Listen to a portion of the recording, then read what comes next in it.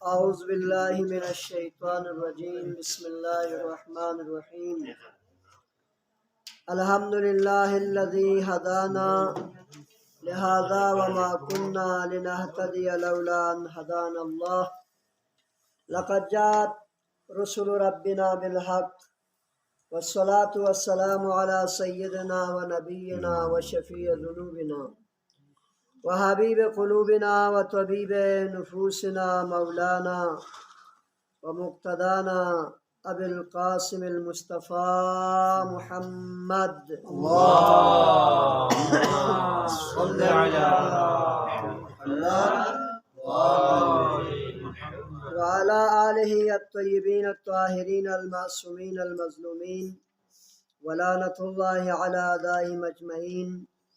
بسم الله الرحمن الرحيم فلولا فضل الله علیکم ورحمتہ لکنتم من الخاسرین. محترم مومنین ذوی احترام، خداوند متعال کی ذات اپنے بندے پر اپنی فضل اور رحمت کو نازل کرنا چاہتا ہے، لیکن رحمت الہی کے نزول کے لیے ضروری ہے انسان اور بندے کے درمیان رابطہ قوی ہو، رابطے مستحکم ہو، خدا کے اوپر بندے کا ایمان مضبوط ہو، تب جا کے خداوند متعال کی ذات جو ہے اس کے اوپر اپنی رحمتوں کو نازل کرتا ہے. اب انسان کے اور خدا کے درمیان رابطوں کو برقرار رکھنے کے لیے دو چیزیں ہیں. ایک چیز عبادات ہے، دوسری چیز بلائیں اور آفتیں ہیں.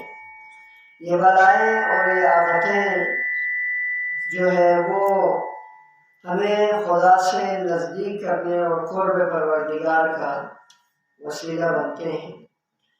ہماری عبادتوں میں وہ رشد اور وہ روحانیت و وہ معنویت نہیں ہے کہ جن کی وجہ سے ہم خدا سے قریب ہو سکیں.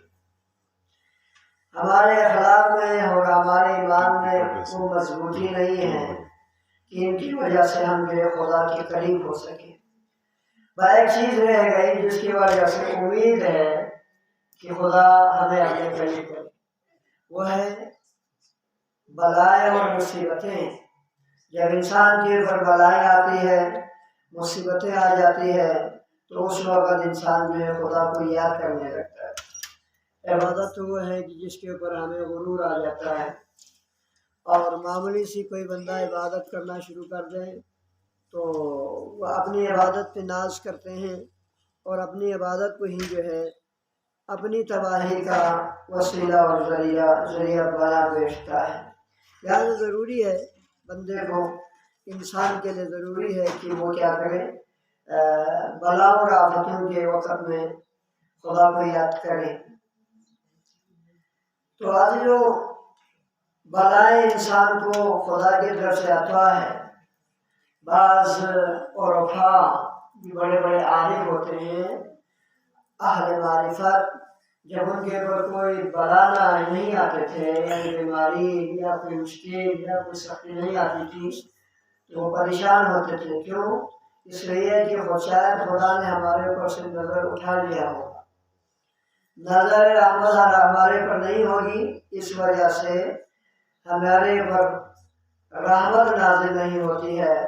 نظر پروردگار نہ ہو تو مشکلات نہیں آتی ہے، مشکلات نہ آئے تو رحمت نازل نہیں ہوتی ہے.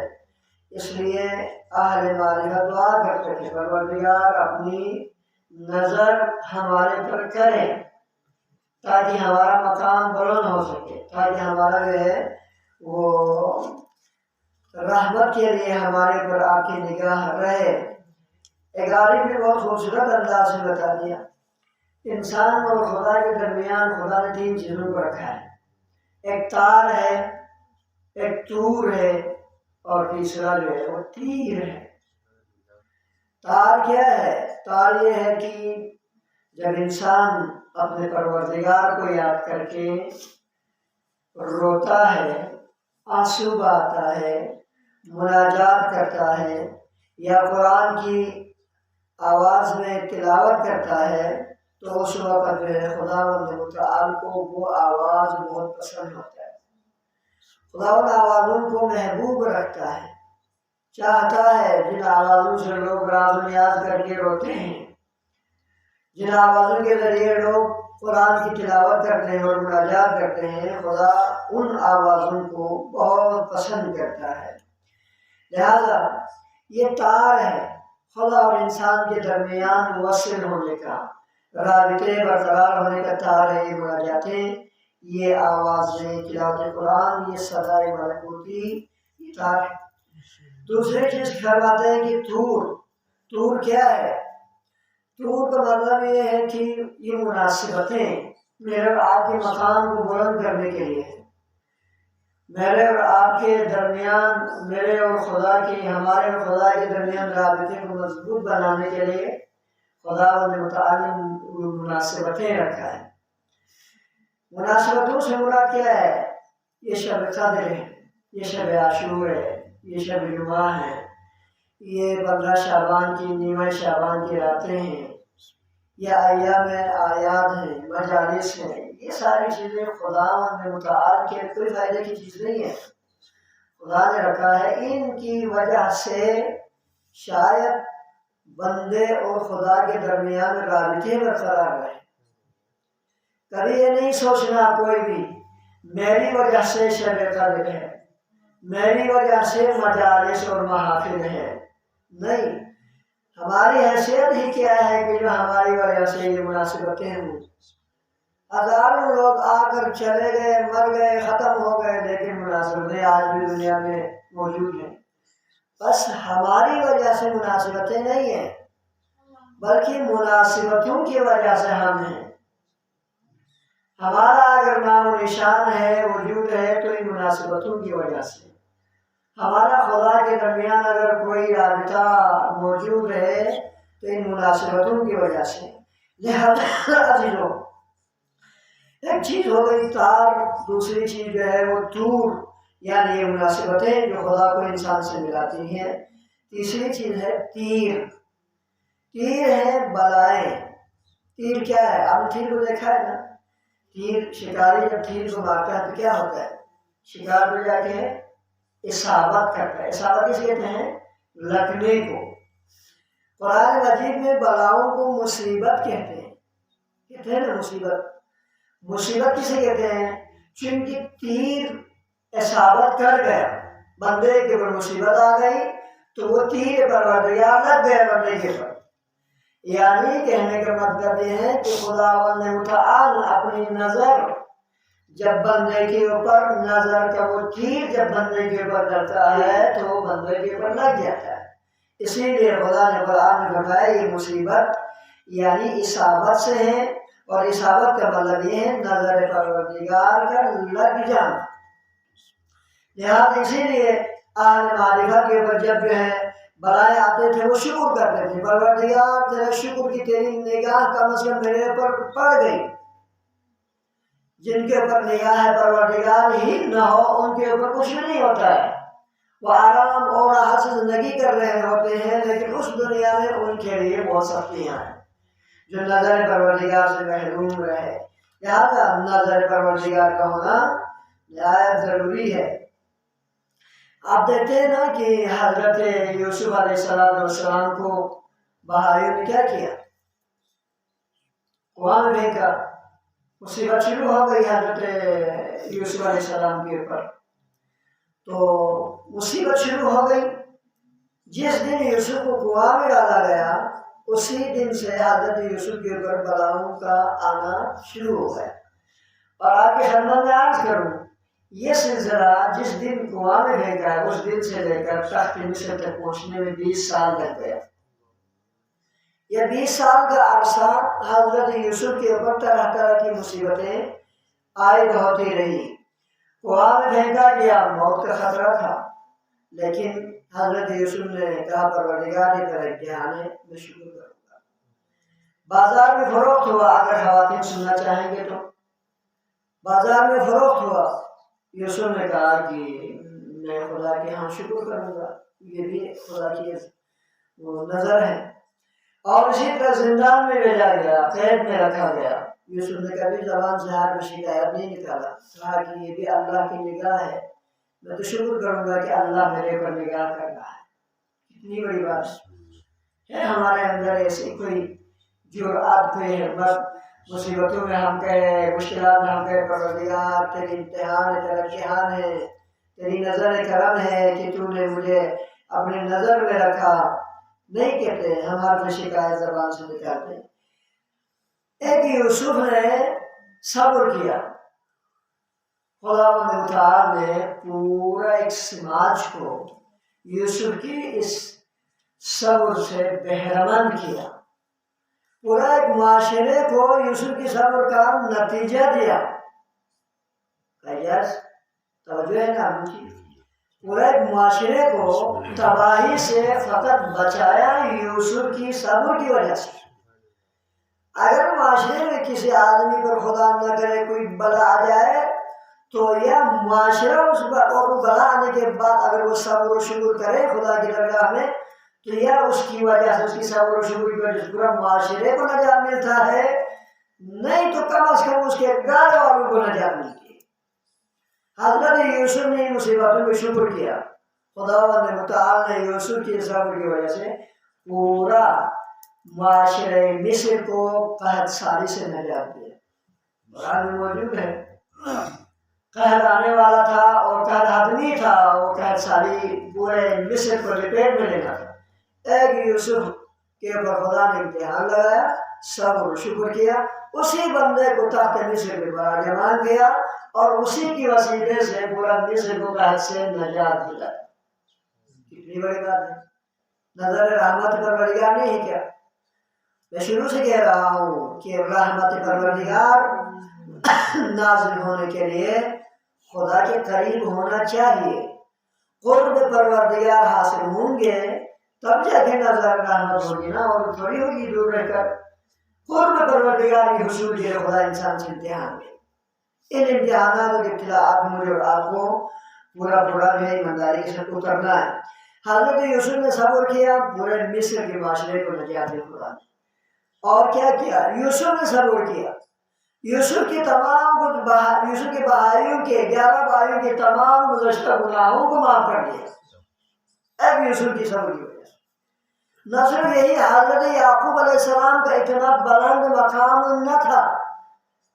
یوسف کی صبر کی وجہ سے خداوند متعال نے حضرت یعقوب علیہ السلام کو اتنا اعلیٰ مقام عطا کر دیا کہ خداوند متعال اس سے پہلے دینے کے موڑ میں نہیں تھا.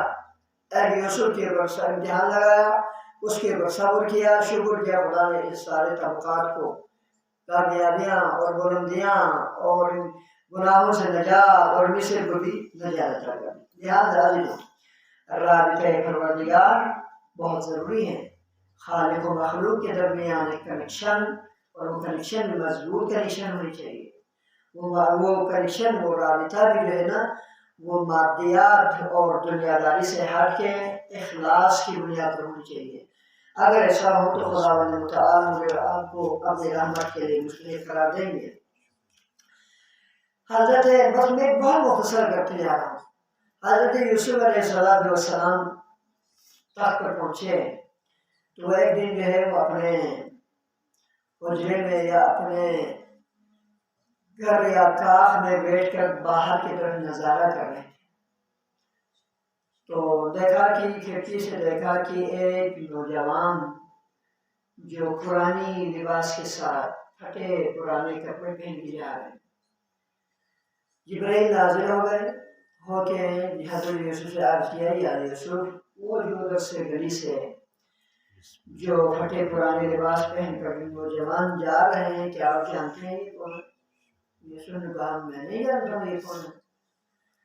تو جبرائیل نے فرمایا, یا یوسف یہ وہ بچہ ہے جب زلیخا نے آپ کے اوپر الزام لگایا تھا تو یہ بچہ, یہ جو نوجوان بہت چھوٹا بچہ تھا, بولنے کی ابھی اس میں ایج میں نہیں تھا, وہ ابھی بولتے نہیں تھے, کچھ کہتے نہیں تھے. خدا نے اس معصوم بچے کی زبان میں وہ گویائی عطا کیا اور اس بچے نے آپ کی پاک دامنی کی گواہی دی ہے. یہ وہی نوجوان ہے جو اس وقت بچہ تھا. اس نے گواہی دی، ایک شہادت دی کہ کہاں اگر دامن کا اگلا حصہ چاک ہے تو یوسف خطا کار، پچھلا حصہ چاک ہے تو زلیخا خطا کار، اور کیا نکلا؟ پچھلا حصہ چاک تھا دامن کا، آپ بچ گئے، آپ کی پاک دامنی کی شہادت ثابت ہو گئی، اور زلیخا اس گناہ میں خطا کار قرار پائی۔ یہ وہی بچہ ہے۔ حضرت یوسف ورتے حیرت میں پڑ گئے، اپنے معمولین سے کہا فوراً جا کے اس بندے کو لے کر آؤ میرے پاس۔ لے کر آیا، لے کے آنے کے بعد حضرت یوسف نے بہت احترام کیا، اس کا بہت احترام کیا۔ جو احسان کرتے ہیں، جو اچھا کرتے ہیں، ان کا احترام کرنا سنت حضرت یوسف کی ہے، حضرت پیغمبر۔ لے کر آیا، اور لے کے آنے کے بعد حضرت یوسف نے بہت سارے ہدایہ اور تحفے دیے۔ جبرائیل پیچھے لے کر ہنس رہے ہیں، جبرائیل امین کو ہنستے دیکھا تو حضرت یوسف نے کہا یا جبرائیل آپ کی ہنسنے کی علت کیا ہے، کیوں آپ ہنس رہے ہیں؟ تو حضرت جبرائیل امین علیہ السلام نے فرمایا یا یوسف میں اس لیے ہنس رہا ہوں، اس ایک بندے نے جسے خدا نے قوت گویائی دی، اس ایک بچے نے آپ کے نفع میں ایک شہادت دی، اور آپ نے اتنی رحمتیں اس کے اوپر نازل کرنا شروع کر دی، اتنے سارے ہدایہ دیے، اتنے احترام کیے، اس کا عزت دیا، اس کو سب کچھ کیا، ایک شہادت دینے پر اگر بندگان پروردگار دنیا میں جن میں کئی بار اپنے خالق کی اگر شہادت دے دیں تو وہ خالق کتنا رحمت تمہارے میں نازل کرتا ہے۔